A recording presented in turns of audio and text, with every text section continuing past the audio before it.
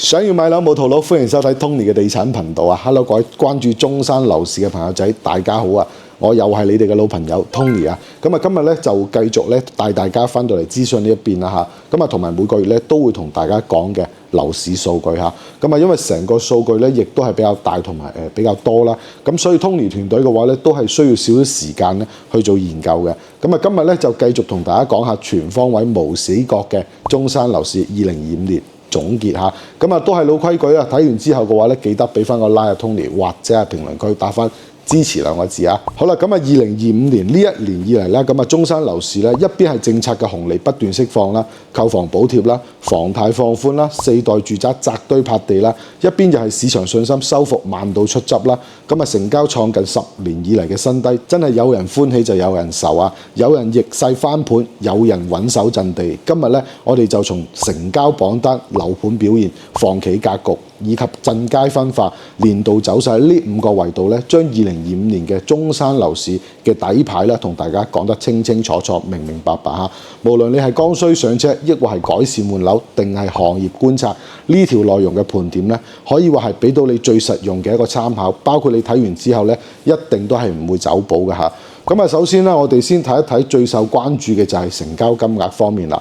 咁啊，2025年咧，中山樓市最大嘅驚喜咧，係莫過於四代住宅嘅橫空出世嚇。咁啊，直接令到成交榜單咧係大洗牌嘅。咁啊，簡直就係半路殺出嘅程咬金啊！咁啊，狀元同榜眼咧，毫無懸念咧，都係俾第四代包圍住嚇。咁啊，上演咗出道即巔峰嘅一個場面啦。咁啊，位於石岐總部嘅建華龍湖香山頌啊，咁啊以7億6900萬嘅一個成交金額啦，攞低咗年度銷冠啦。咁啊，成交面積咧，亦都去到39072方㗎，成交咗285套啊。可能有朋友會問，285套咧係唔算最多，點解可以賣到咁貴咧？嗱，其實咧，我哋喺中山做地產嘅都知道，石岐經濟總部咧，佢係位於中山嘅一個核心城區啊，寸金寸土，咁啊四代住宅嘅一個產品力咧，仲要係錦上添花嘅。咁啊，空中庭院啊，垂直綠化啊，高德房率啊，啱啱咧係擊中咗改善群體對居住品質嘅一個升級需求㗎。再加上龍湖同埋建華呢一個品牌背書咧，拎到銷冠其實一啲都唔出奇啊！可以話係皇帝女唔憂嫁啊！好啦，咁啊緊隨其後嘅係東區嘅保利朗悅啦。咁啊成交嘅話咧，金額去到7億4千萬㗎，成交面積咧去到38823方嘅，275套嘅成交啊。咁啊東區咧亦都係作為中山嘅富人區啦，配套成熟，學區優質。保利朗悅咧亦都係作為第四代住宅嘅一個代表啦，主打就係高端改善啊，以及喺戶型設計方面啊，園林全部都係走高端路線啊，能夠坐穩第二，既靠區域嘅一個優勢啦，亦都係靠產品嘅一個硬實力嚇。咁啊姜始終都係老過辣嚇。咁呢兩個第四代住宅嘅一個銷冠咧，其實我個人認為係釋放咗一個重要信號㗎。咁啊中山樓市嘅一個需求咧，其實係冇消失嘅，而係從冇得住轉向住得好唔好。咁啊優質資產永遠都係有市場㗎，靚貨自然有人尋啊。咁啊再嚟睇一睇榜單前10嘅其他樓盤啦，都係我哋嘅老熟人啦嚇。第3名嘅係錦繡國際花城啊，咁啊成交金額咧去到6億5100萬嘅。咁啊總共咧係成交咗594套啦，咁啊成交面積咧亦都去到62000幾方㗎嚇。無論係金額定係套數咧，都係穩居前列㗎。咁啊作為坦洲嘅一個超級大盤啦，錦繡國際花城咧，佢係一直以嚟咧以高性價比同埋完善嘅一個生活配套啦，係吸引咗好多剛需群體。周邊嘅一個交通方面啦，去珠海翻工或者係翻香港都係非常之方便嘅。咁啊再加上呢一個社區成熟啦，戶型多樣啦，咁常年霸住呢一個熱銷榜，實力一定就真係冇得彈㗎啦嚇！如果唔係兩個第四代住宅中途殺出嘅話咧，咁分分鐘呢一個成交金額，佢絕對係排喺第一㗎嚇。好啦，咁啊接落嚟咧，第4名係華發觀山水啊，成交金額咧去到5億6500萬㗎嚇。咁啊成交套數咧仲高達748套㗎，呢個絕對係2025年嘅走量王之一啦，簡直就係螞蟻搬泰山，積少成多嚇。好啦，咁啊第5名啦係佳景康城啊，成交金額咧去到5億2200萬㗎，同樣係坦洲最熱門嘅剛需盤啊。咁啊靠近珠海嘅一個地理位置啦，同埋珠海1/2嘅一個價錢啦，持續都係熱銷㗎。繼續落翻嚟第6名到第10名啊，咁啊分別係華潤人行公園4季啦，5億1600萬。咁啊遠洋繁花里咧係4億8600萬啊。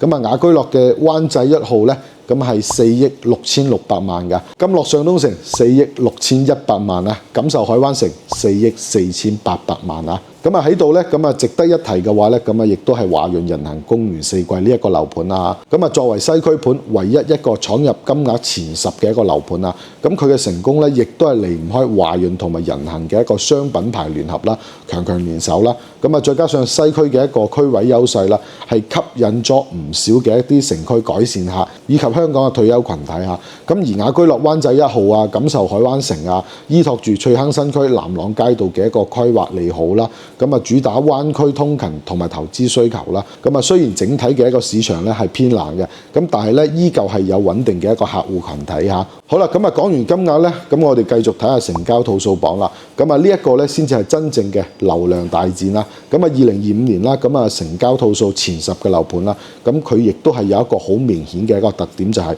都係大盤取勝啊。咁啊城鎮項目、城鎮樓盤咧，基本上都係逃榜㗎。咁啊城區內咧，咁啊淨係得一個樓盤係上榜㗎嚇。咁啊第一名毫無懸念咧，都係三鄉嘅華發觀山水啦嚇，啱啱都有講過嘅，成交748套，咁啊斷層式領先啦。呢一個成績係有幾個誇張咧？咁啊比起第二名咧係足多咗133套嘅，咁啊相當於好多樓盤成年嘅一個成交量嚇。咁啊華發觀山水可以成為套數銷冠咧，咁啊核心原因咧其實就係我認為就係性價比。咁啊因為足夠平啦，三鄉嘅樓價相對於主城區嚟講，亦都係更加低啊。咁啊加上華發嘅一個品牌保障啦，咁同埋社區嘅一個規模大啦，配套齊全啦，咁啊無論你係香港人想揾一個度假嘅地方，定係珠海外溢嘅客戶，都好難拒絕咁樣嘅一個選擇嚇。咁啊呢一個價錢嘅話咧，其實就好老實講啦嚇，又真係平靚正嘅一個選擇嚟㗎。OK， 咁啊落到嚟第2名啦，神灣嘅遠洋繁花里啦，咁啊成交套數咧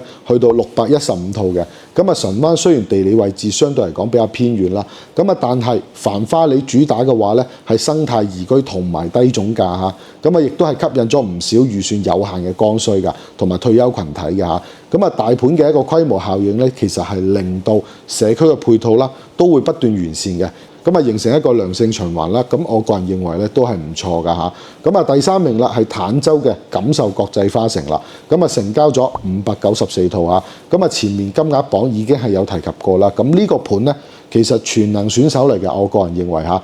咁啊套數同埋金額咧都係穩居第3嘅，咁啊足以證明佢喺中山嘅樓市裏邊咧係受歡迎嘅嚇。咁啊重點嚟啦，咁啊城區嘅樓盤喺套數榜嘅前10當中啦，淨係得一席嚇。就係西區嘅華潤人行公園四季啦，咁啊成交嘅話咧係374套，排喺第7㗎嚇。咁點解城區嘅樓盤套數係上唔到去咧？其實就好容易理解嚇。咁啊因為主城區嘅一個樓價咧普遍會高少少嘅，咁啊剛需群體咧未必係可以頂得順啊。咁而改善嘅一個群體咧，咁啊購房決策咧就會更加謹慎啦。咁啊加上城區嘅一個土地稀缺啦，樓盤規模普遍嚟講亦都係唔大啦，自然就難以同鎮區去抗衡㗎啦。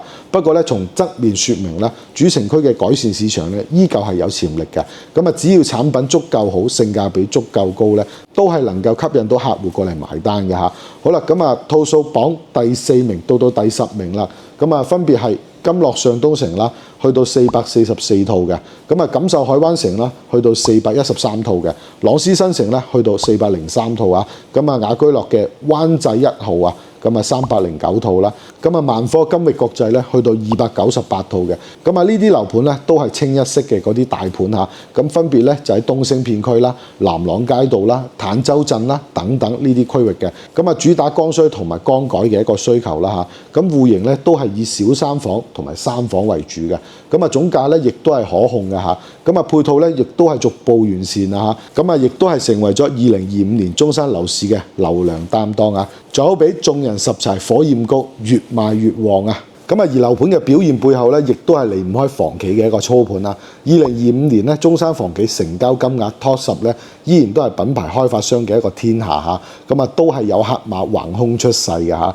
咁啊，第1名嘅話咧，咁啊，亦都係保利發展啦。咁啊，以18億6千萬嘅一個成交金額咧，遙遙領先嘅嚇。咁啊，旗下嘅保利朗月啦、保利天郡啦、保利和光陳悅啦等等多個樓盤同時熱銷啊。無論係城區嘅改善盤定係鎮區嘅剛需盤，保利咧都係有佈局過㗎嚇，品牌力加產品力加佈局講道，令佢坐穩咗頭把交椅，龍頭大佬實至名歸啊！咁啊第二名啦係萬科地產啦，咁啊成交金額咧係12億6200萬㗎，分別係萬科嘅金域國際啦，同埋萬科深業、灣中新城等等多個樓盤啦。咁啊表現穩定，萬科咧一直都係以戶型實用、物業優質著稱嘅嚇。咁啊喺市場上嘅一個調整期啦，咁品牌口碑咧亦都係成為咗客戶購房嘅一個重要考量啊！咁所以萬科咧可以保持穩定嘅一個銷售業績咧，咁亦都係嚟源於佢嘅金漆招牌，值得信賴㗎。咁啊第三名啦係敏捷集團，成交金額咧係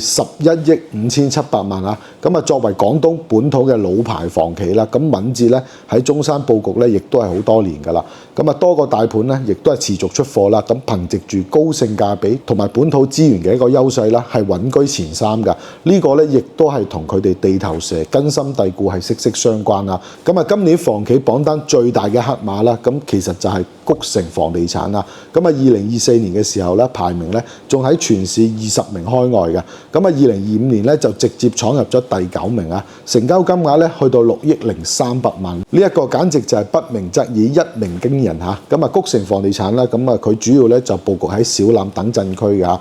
咁主打咧亦都係剛需產品啊！咁憑藉住呢一個本地市場嘅一個深刻理解啦，同埋高性價比嘅一個定價策略啦，喺市場競爭中咧，亦都係可以脫穎而出㗎嚇。咁啊，亦都係成為咗本土房企嘅一個逆襲嘅典範嚇。咁正所謂識撈唔怕遲，後發先至啊！咁啊，其他進入 Top 10嘅一個房企啦，仲有雅居樂10億4300萬啦。咁啊，景榮置業係7億6900萬啦。遠洋集團咧係7億1800萬啦。越秀地產6億9600萬㗎。咁啊，加埋華發股份係6億5700萬㗎嚇。深業集團咧亦都去到5億4200萬嚇。咁啊，呢啲房企嘅話咧，要麼係全國性嘅一個大品牌啦，要麼就係本土實力擔當嘅一個本土龍頭企業啦。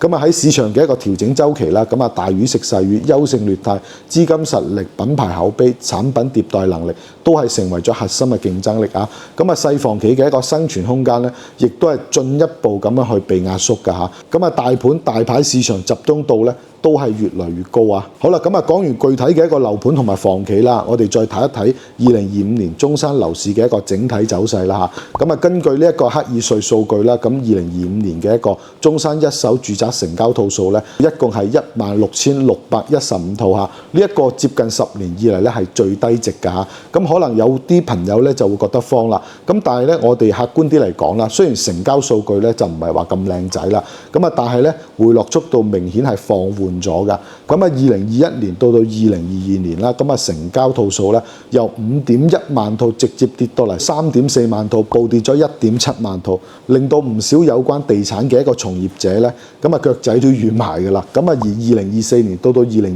年啦，成交套數咧都只係減少咗5000零套嘅啫。咁啊亦都講明咗市場咧係喺度築底㗎嚇。咁啊恐慌性拋售同埋盲目跟風購房咧嘅普遍現象咧，亦都係減少咗嚇。咁啊市場亦都係逐步回歸理性啦，咁啊有望穩中求進㗎。好啦，咁啊講完數據啦，我哋嚟講一講2025年中山樓市嘅幾個關鍵變量嚇。咁啊首先第一個咧就係第四代住宅嘅一個崛起啦。咁啊前面咧其實我哋亦都係有提及過嘅。咁啊第四代住宅包攬咗成交金額嘅前2名啦。咁啊亦都係成為咗改善市場嘅香噴噴啦嚇。咁啊四代住宅相比傳統住宅嚟講，最大嘅優勢咧就係產品力升級咗啦，有空中庭院啦、垂直綠化啦，同埋高得房率啦，咁啊低容積率啦，啱啱係滿足咗人民對居住品質嘅一個升級需求㗎嚇。咁啊2025年啦，咁啊中山咧亦都係有多宗4代住宅嘅一個用地出讓啦嚇。咁啊2026年咧仲會有更多嘅4代住宅去湧入呢一個市場㗎。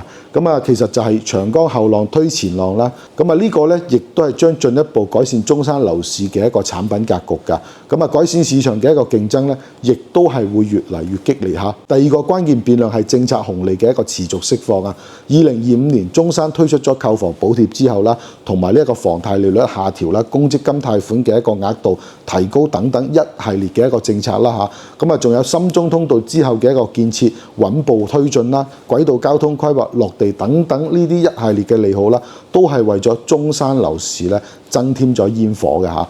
咁啊，雖然呢啲政策咧冇令到樓市即刻回暖啊，但係咧亦都係起到咗穩定市場嘅一個作用嚇，亦都係緩解咗買家對觀望市場嘅一個情緒啊。咁我相信2026年咧，咁啊亦都係政策釋放啦，會更加之激進㗎。咁啊，接落嚟咧就係第三個關鍵變量啦，就係市場信心同埋修復啦。咁啊，樓市信心修復咧係一個好漫長嘅一個過程嚟㗎嚇，係好漫長㗎。咁啊，2025年咧，咁啊中山樓市雖然成交咧係創新低嘅，咁啊但係咧並冇出現大規模嘅一個降價拋售啊。咁啊，發展商方面咧亦都係更加理性啦，不再盲目擴張啦，而係注重產品品質同埋呢一個性價比啊。咁啊，隨住政策利好嘅一個持續釋放啦，咁啊優質資產咧會不斷湧現啊。咁啊，交通配套咧亦都係逐步完善嘅。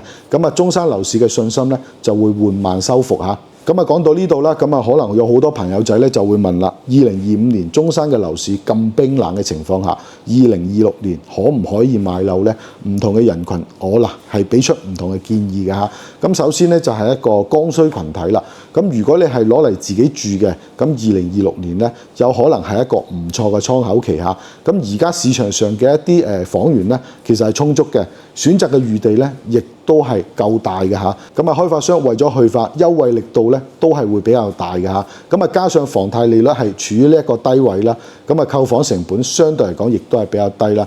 咁啊，我建議剛需嘅一個朋友咧，咁啊，重點關注性價比同埋剛需盤比較集中嘅一啲區域嚇，優先選擇一啲大開發商同埋大盤啦。咁啊，以及咧係配套成熟嘅一啲樓盤嚇。咁啊，改善群體咧，咁啊，2026年咧第四代住宅亦都係成為咗市場上嘅主流啊。如果你係有呢一個改善需求嘅，咁亦都係可以重點關注下主城區嘅一個第四代住宅項目嚇，比如話石岐啊、東區嘅一啲新盤啊，咁呢啲項目咧產品力亦都係非常之強嘅嚇，區位優勢咧亦都係非常之明顯嘅，未來升值潛力咧會更加大啊。不過咧改善購房決策咧係需要更加謹慎嘅嚇，同埋綜合考慮戶型啦、同埋園林啦、物業啦、配套啦、交通啦呢幾個因素㗎，唔好盲目跟風嚇。最緊要就係揀啱自己中意嘅產品同埋適合自己嘅產品嚇。咁啊，對於投資群體嚟講，咁我嘅建議咧就係謹慎入場啦。咁啊，如果你係一定要入嘅話咧，咁就聚焦一啲核心地區啦。咁啊，因為中山樓市嘅一個投資邏輯咧，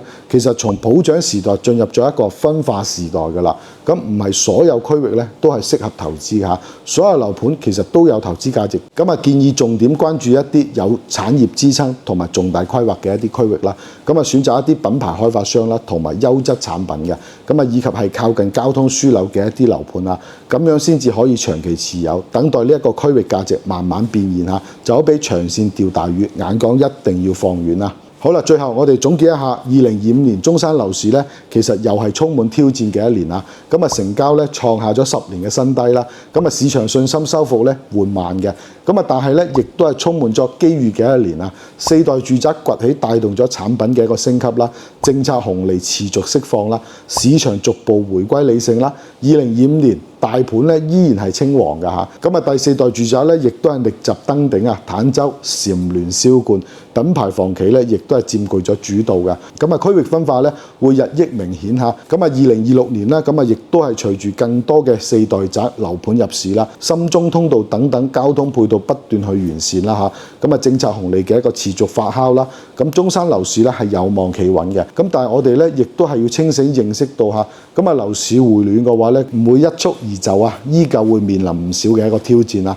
咁啊，其實對於我哋購房者嚟講啦，咁啊其實係要理性入手嘅。咁啊，對於發展商嚟講啦，提升產品嘅一個品質啦，同埋優化性價比啦，精準定位客戶需求啦，咁先至係破局之道啊！好啦，咁啊，今日中山樓市2025年嘅一個總結盤點咧，就到呢度啦嚇。咁啊，相信呢一個視頻咧，亦都係可以令到大家對2025年中山樓市有一個全面嘅一個了解啦。如果大家有任何關於中山買樓嘅問題，譬如話想睇下邊個樓盤啊，想知道邊個樓盤值唔值得買啊，咁啊，亦都係可以透過上邊嘅聯繫方式去聯絡翻我哋嘅嚇。咁啊，今期嘅影片嘅話咧，就同大家分享到呢度。如果中意我頻道嘅話咧，咁啊記得 follow 翻我啦。咁我哋下一期見，拜拜。